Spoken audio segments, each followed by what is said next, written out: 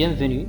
Dans ce tutoriel, je vous invite à découvrir la différence entre catégories et les étiquettes dans les articles. Alors, tout d'abord, comme d'habitude, une définition, c'est que les catégories et les étiquettes sont des outils qui permettent d'organiser les articles.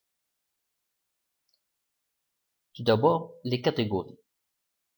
Les catégories définissent de grandes thématiques, un peu à l'image de classeurs. Par exemple, si votre site est sur l'informatique, vous pourriez organiser vos articles selon les systèmes d'exploitation, thématiques et activités. Et chaque catégorie contient des sous-catégories. Les étiquettes, ou bien ce qu'on appelle en anglais les tags, permettent de classer vos articles selon des critères transversaux. Ça veut dire qui peuvent être sur plusieurs articles en même temps. Par exemple, si vous rédigez des articles qui partagent des astuces pour Windows, Macintosh et Linux, vous pourriez associer l'étiquette astuce à tous ces articles. Donc les astuces peuvent se répéter. Il est inutile d'associer une étiquette qu'à un seul article. Alors, pour bien comprendre, regardez dans les articles. Lorsqu'on crée un article, on a deux fenêtres adjacentes, regardez, catégorie et étiquette. Là, on choisit la catégorie, ou bien on ajoute une catégorie, on va voir comment faire. Par exemple, catégorie formation, catégorie actualité, etc. C'est un grand titre. Les étiquettes, on va taper ici les étiquettes, par exemple, astuce.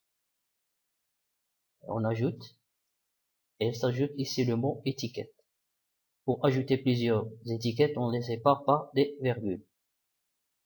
Donc, les étiquettes, elles vont permettre, lorsque un utilisateur, un internaute tape le mot astuce sur Internet, sur un moteur de recherche Google par exemple, il va être dirigé, bien sûr, vers mon site. Et comme ça, les étiquettes sont des mots-clés qui dirigent les internautes vers mon site. Alors après, on va bien détailler les étiquettes à part et les catégories. Alors, on va comparer par un tableau. Les catégories sont des outils d'organisation principaux. Ils contiennent des sujets larges, par exemple formation, actualité, etc. Les étiquettes ou bien les mots-clés ou bien les tags en anglais, ce sont des outils aussi d'organisation, bel et bien, mais spécifiques. Ils comportent des sujets spécifiques. Exemple, des astuces informatiques, etc.